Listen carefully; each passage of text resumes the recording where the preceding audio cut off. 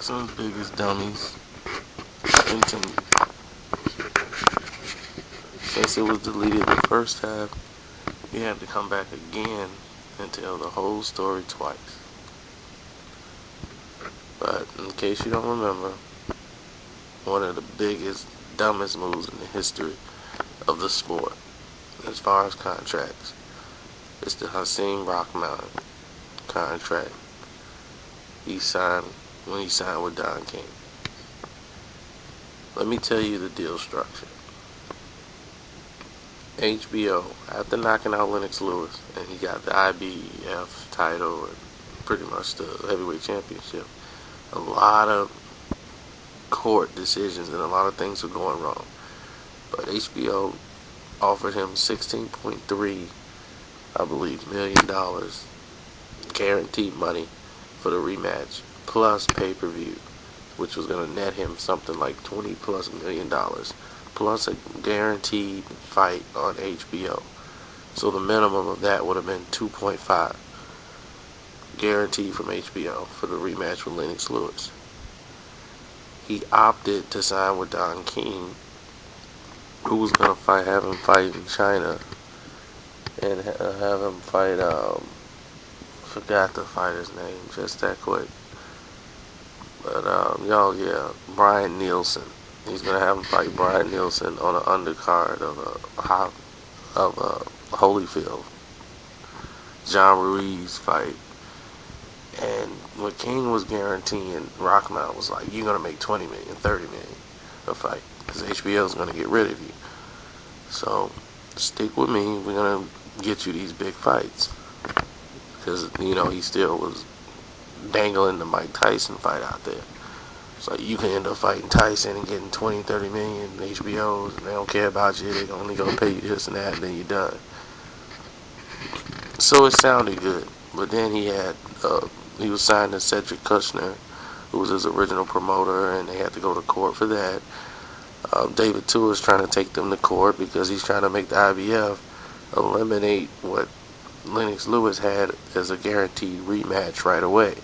And what they wanted was a fight in between to settle a mandatory defense with the IBF or whatever to bypass Lennox Lewis' guaranteed rematch. Lennox Lewis won in court because his rematch stated that he'd get the fight immediately. The rematch must be immediately, and Don tried to find a loophole in it that says that he can get the rematch, just not at this time.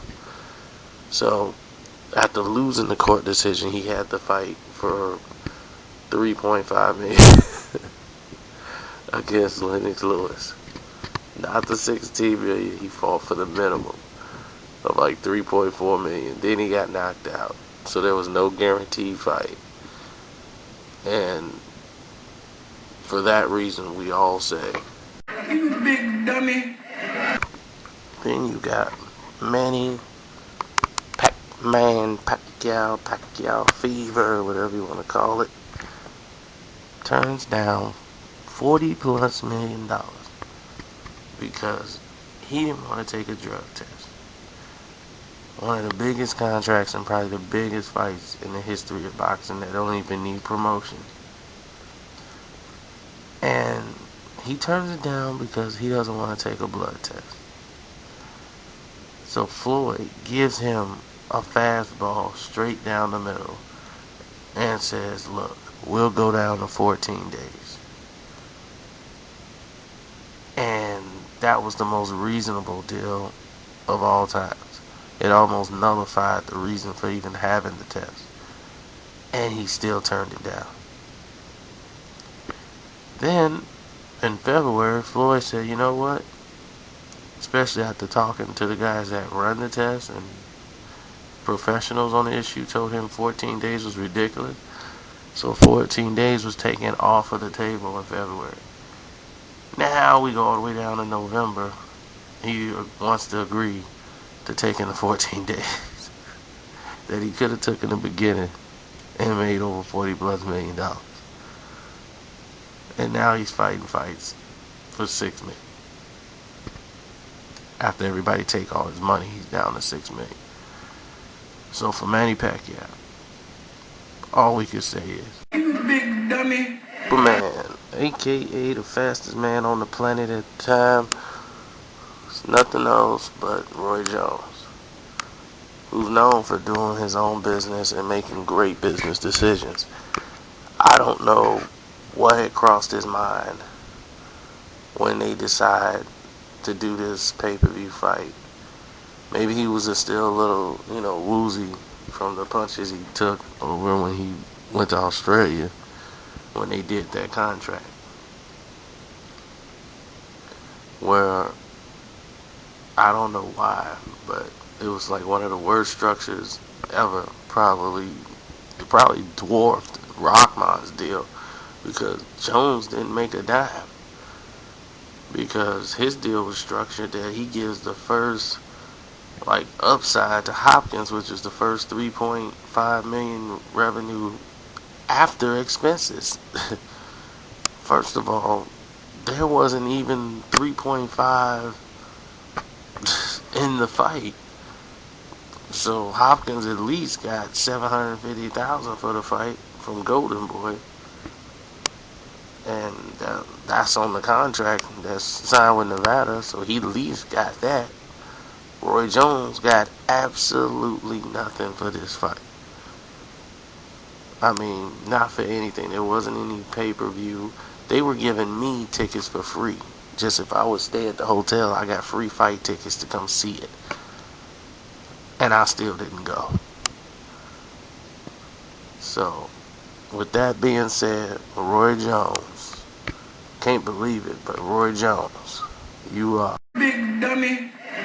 Mike Tyson representing himself in this deal with Roy Jones Jr. as Muhammad negotiates a fight and willing to pay Mike Tyson $25 million to fight Roy Jones.